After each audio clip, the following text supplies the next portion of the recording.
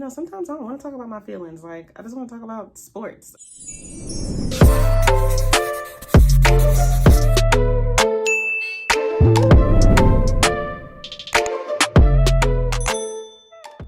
Hey y'all, welcome back to my channel, Apparently Ashley, and today we're talking about Married at First Sight, Season 12, Episode 16.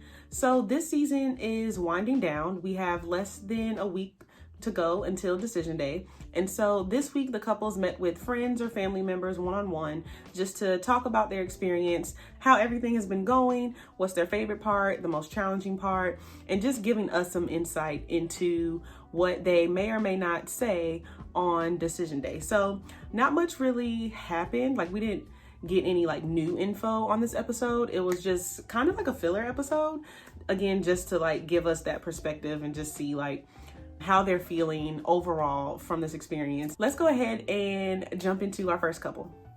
All right, let's talk about Haley and Jacob first because they're dry and I'm over them. So Haley met with one of her friends and she said overall this experience has been an emotional roller coaster. Like, sometimes she has fun with Jake and other times she's like, I don't know what kind of mood he's in. This is really hard and I want to run away. And so her friend asked her, like, what kind of red flags, if any, have you seen with him? And Haley was like, well, the fact that he's 38 and single is kind of a red flag for me. And when I asked him about his time being in Atlanta, he mainly just talks about how the past 10 years he's been just trying to settle down and get married and start a family and all this other stuff. And so she's just like, oh, that's kind of a red flag for me. I don't know how I feel about that. And then the friend was like, okay, well, like, what do you like about this guy? And she essentially repeated all the things that she said last episode, saying how Jake is loyal, he's a good dog dad, he's good to his friends, he knows how to get out of his comfort zone. And ultimately, though, she did say that like our humor is just different. And so we just kind of miss each other on that. They just don't understand each other. And so her friend wrapped up the conversation by saying like, you know, like, just make sure that you're doing what's best for you and that you're confident in your decision no matter what it is. And then she also asked her, like, if Jake called you up right now and was like, hey, like, I know my humor sucks. I know I'm a weirdo, I'm a nerd, but like, I really want to make this work. Sorry for all this other stuff, blah, blah, blah. What would you say? And Haley kind of like bum fumbled around the answer and she just ended up saying like, I don't know, like, what, you never know what can happen. Like, maybe if we just took some more time to get to know each other, sure. And I'm just like, okay, girl, like, you can say that for TV all you want. But it really came across as if like she's having like revelations that like maybe this can work and all this stuff. All the couples went on one last date before decision day, and this is where they just kind of talked about their whole experience in totality or whatever. And so they went on a dinner date. They basically were just saying like what they learned during this experiment and how they do have a few nerves around decision day, but they didn't really get into like the weeds of any type of conversation. It wasn't exciting, to be honest with you. And then later on in the night, they were having another conversation and Jake was just like, you know, no matter what happens on decision day, like, we're connected together for the rest of our lives, like whether we stay together or not, because even if they don't stay together, they went through this experiment with each other. And so like they'll always be connected through that. The next day, Haley did say like she had a really good night with him. I don't think she was really alluding to them like having sex or whatnot, but she was just saying like it was really good. And again, the way it was shown on TV, it made it seem like she was finally coming around and like maybe wanting to give this a chance. But like, I think she's gonna say no, and I honestly think he's gonna say no as well, because I think he's just like over this situation. He did say like, I don't want to be 38 and single or like damn near 40 and looking for a wife or whatnot, and she doesn't want to be divorced either. But like, again, they are just not for each other. Like, this was just not a good match. So all right, let's move on to Clara and Ryan. So at the beginning of their scenes,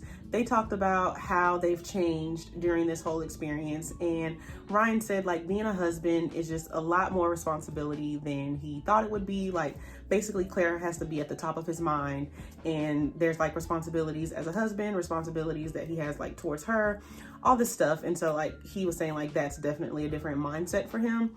And Clara was saying that she's changed because before she used to be super independent and like she might sleep all day and then like randomly wake up and be like, you know what, now I want to go drink with my friends. Like, she can kind of just move however she wants to without consulting anybody. And so now she has someone else that she has to think about. And she also mentioned how she goes to sleep earlier now. So in the beginning of the season, she talked about how Ryan goes to bed at 10:30 and she hasn't went to bed at 10:30 in like 10 years. And that's what time her parents go to bed.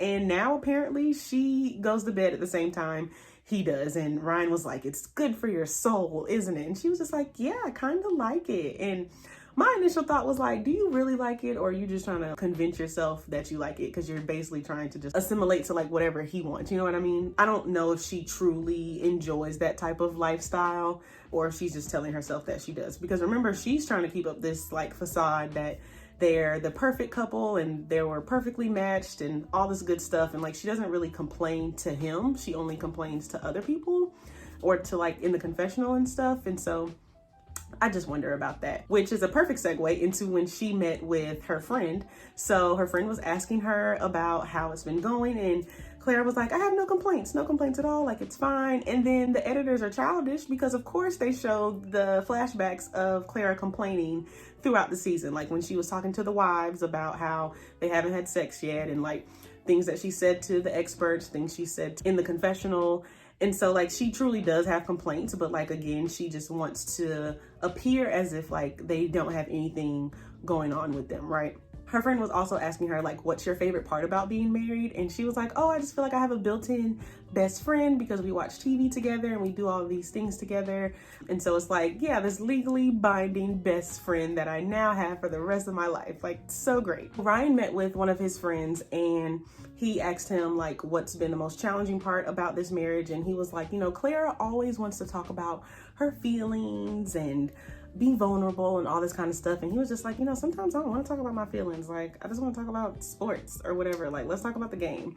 And so he was like, that's kind of challenging because like he has to always be in that kind of mindset and he doesn't want to talk about that kind of stuff. And he was also saying that like he ultimately wants to work on goal setting for the both of them. Like, what goals do they have individually and what goals do they have like as a couple, so that they can like be on the same page when it comes to like their life goals. You know what I'm saying? Because they're about to be life partners, so that would be an important conversation to have. Later on in the episode, they did the Enneagram test, which was pretty exciting. I wish they would have showed like what their Enneagrams are, because I like personality tests like that.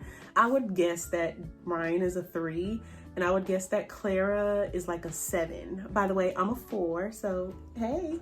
So yeah, they did the Enneagram test, and before they did it, Ryan was being rude about it because he was like, yeah, like we can go on this website, put our Enneagram numbers in, and it'll tell us if we're compatible or not.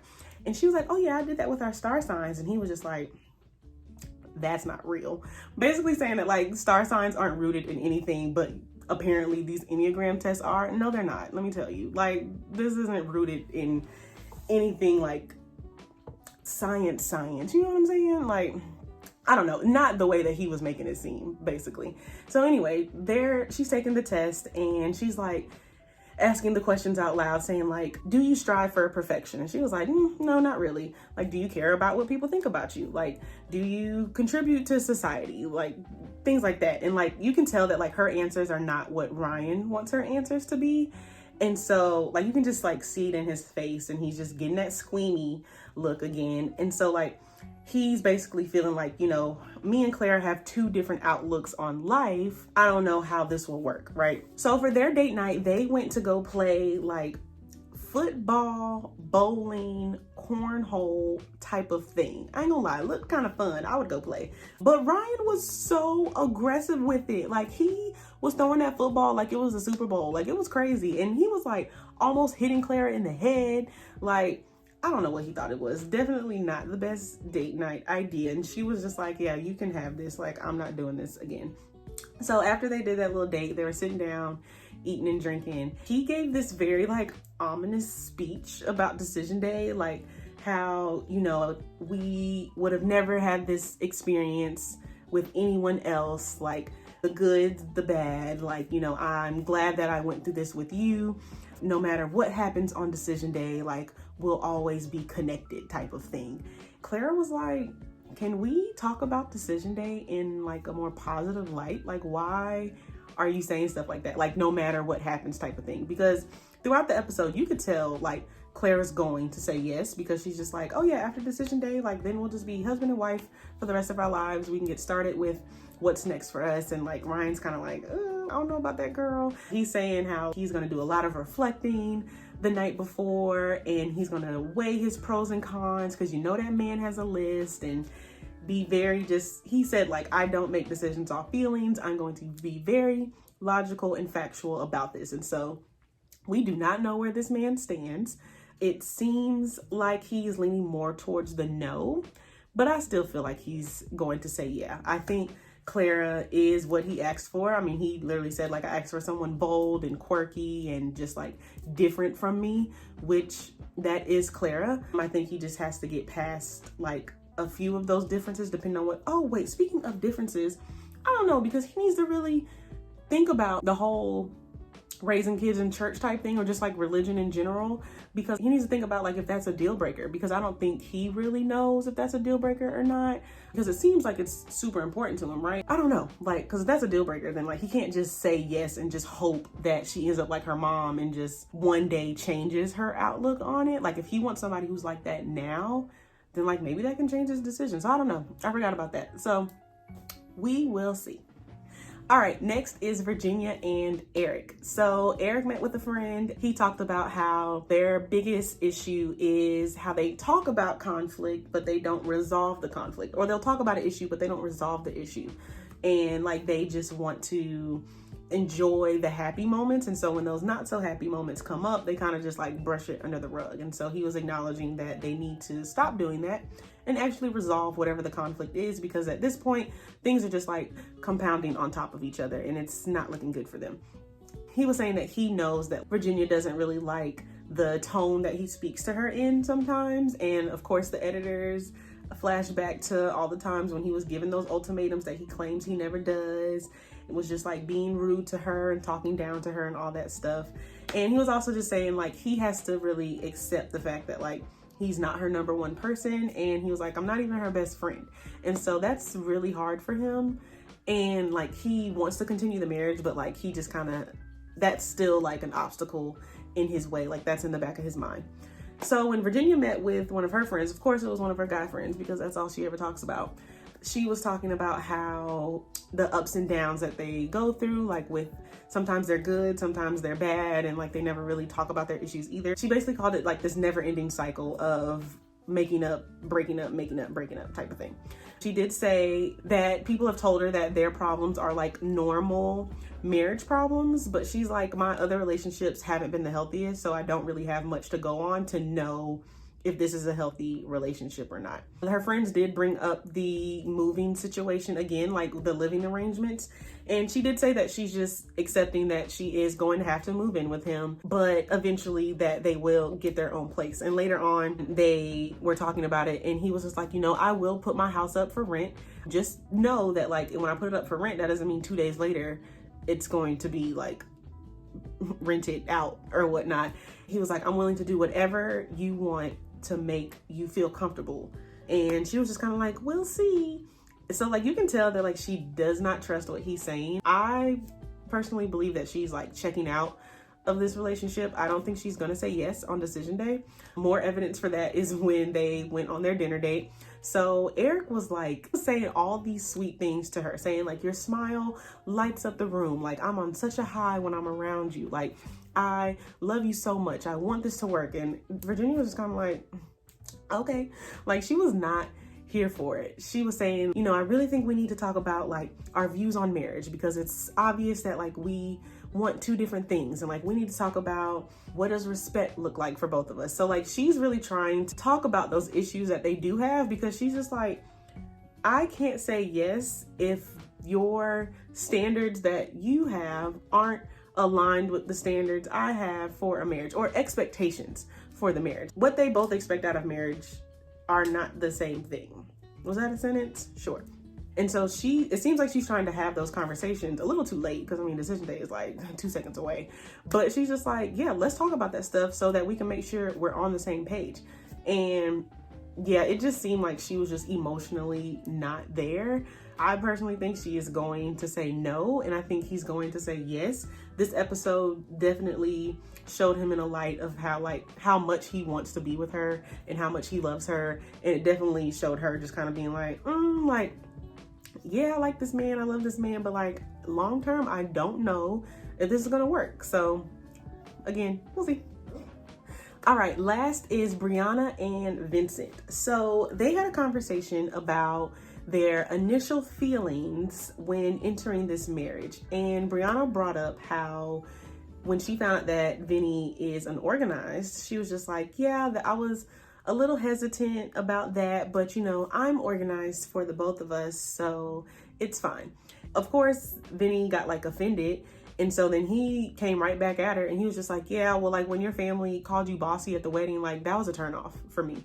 And so then Briana was like, oh, like not a turnoff. And I even felt like, dang, Vinny, not saying a turnoff. And he was saying like, I specifically asked the experts not to pair me with somebody who's assertive, direct, bossy, none of that stuff. And so I guess like, well, he did say like in the past, he's dated people like that and they always butt heads and clash and stuff. He know what he want and he said, I don't want that. And so Briana was just kind of like, ooh, I don't know about this because I'm not about to change who I am for this man, because she's been saying that throughout this whole season, because in her past, she's changed who she is to be in a relationship. And so she was very adamant about like, I am who I am and I'm not changing it for anybody. So she met with her mom. Her mom was basically like, if that's a deal breaker for him, then like, y'all gotta go. It's like split ways, you know what I'm saying? When she was telling her mom about the situation, she was like, yeah, he took a jab at one of my characteristics. And I was like, girl, you took a jab at one of his characteristics. She didn't say it as harshly as he did, but they were saying essentially the same thing. You know what I mean? And so like, I wish her mom would have kind of gave her that perspective that like you came at him as well. And like he came back from a place of defensiveness. I understand where she was coming from though, because when you're offended, you're not gonna think about like why the other person said what they said. And like, that's another level of self-awareness. But I just wish her mom would have maybe kind of gave that perspective or like planted that seed of thought in her head, just because like, I think that she wants somebody just like her. But it's like in all actuality, like being with somebody who is just like us isn't always fun, because then it's basically like talking to a mirror sometimes, or talking to somebody just like you. How would they help you get out your comfort zone, teach you new things and all this kind of stuff? I feel the same way about Ryan. Like I think Ryan and Briana want people who are like them in ways that don't necessarily matter. I don't want to say matter, but they need to ask themselves, the ways that they want someone to be like them, are those deal breaker things? And so like what I'm trying to say is like, if she is super organized, is it a deal breaker if she's not with someone who's just as organized as she is? I had said this in a previous video where it's like, the hard part of relationships is the fact that someone's an early bird and someone's a night owl, or someone washes dishes and the other person uses the dishwasher. Like, I feel like it's that kind of stuff. Like, you can't be the same in all aspects. Like, y'all are going to differ in some ways. And I think like they just kind of need to be reminded of that, because I think they literally want like a replica of themselves. Now, granted, let me say that like, I do think it's important to want somebody who like has the same or similar life goals, or wants the same things out of your marriage, that kind of stuff. Like, you want the same things out of life. Kind of like Ryan and Clara with the raising kids in church. That's a bigger issue, because that's about like, how are we instilling values into a child type of thing, as opposed to like someone being a perfectionist. And also I feel like when you date somebody who's just like you in certain aspects, then it might start to become like a competition. Oh, you organized? Well, like, let me show you how organized I am. Like, I bet I'm more organized than you. You know what I mean? Anyway, Vinny met with his cousin and he basically told him the story about what happened with him and Briana. You're unorganized, you're bossy, I don't like it. And he was just saying like, you know, I clash with people like that. And so I don't know if I want to put up with that for the rest of my life. They went on a dinner date. They tried to resolve that whole conversation. He was saying like, you know, everyone's not going to be perfect. I think he actually said that initially in the original conversation, but he was saying that like, you know, I know that I need to work on like my attitude. Like when I get overwhelmed, I shut down and I don't ask for help.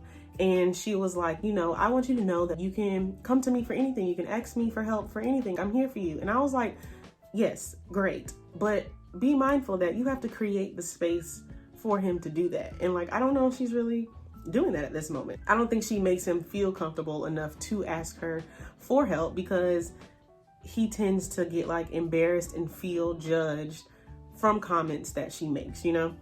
And so then she brought up the whole bossy thing, and he was just like, you know, I know that's who you are. I also know that you're working on it. It didn't really seem resolved, to be honest with you. She basically said like, I don't want to change myself for you. And then she was just saying like, you know, well, she said this in the confessional. At the end of the day, I just need to make the best decision for myself. Something weird happened at the end of the episode with them. So they were in the bed, and he was like, oh, I got a surprise for you. And she was like, oh, what is it? And so he was like, close your eyes. She sits up in the bed. They're in bed, y'all, like about to go to sleep. And mind you, she got knotless braids in her head. So they're sitting there. She sits up. She closes her eyes. And then Vincent grabs her hair, has a pair of scissors, and then snips the ends of one of her braids. And I was like, what is happening? And so then she was just like, what? And he was like, well, you said you wanted to take your hair out. And she was just like, not right now. Like, what? And I was just like, that was just so weird. What? Like, I get what you were trying to do, Vinny. Ooh, let me help you take your hair out. At that moment in time, and also like, that was how you gonna surprise her with it? I don't know. It was just very odd, very weird. I honestly thought it was gonna become this whole big blow up, because she was like, how am I gonna wear my hair now? And I was like, granted, he only cut one. Now, if he would have grabbed like a whole fistful of braids and cut the ends of them, I would have been pissed. But he only cut one, and I was like, you can make it work, girl. And surprisingly, it didn't turn into this whole argument, but yeah. All right, y'all, that wraps up my review of Married at First Sight, season 12, episode 16. Again, we are less than a week away from decision day, and so the couples had their last dates before the big day, and now they're just taking this last night to reflect on their whole experience, and then on the next episode, we will see their decisions. So next week's episode is actually like a true filler episode. Like, they're going to bring back past couples from other seasons and just talk about their opinions on what's been going on. And so the finale doesn't actually air until May 12th. Make sure that you are subscribed to my channel so that you can tune in to my review on Decision Day. And also don't forget to like this video, comment below what's been your favorite part so far. Who do you think is going to say yes? Who do you think is going to say no? And don't forget to share this with your friends who also watch the show, or maybe they don't watch the show and they just want to hear me talk about it. So yeah, I will see y'all next time. Bye. The way it was edited, the way the producers edited it. All right, let's move on to Clara and Ryan. Is that something? It's a piece of hair. Was that there in the whole other thing?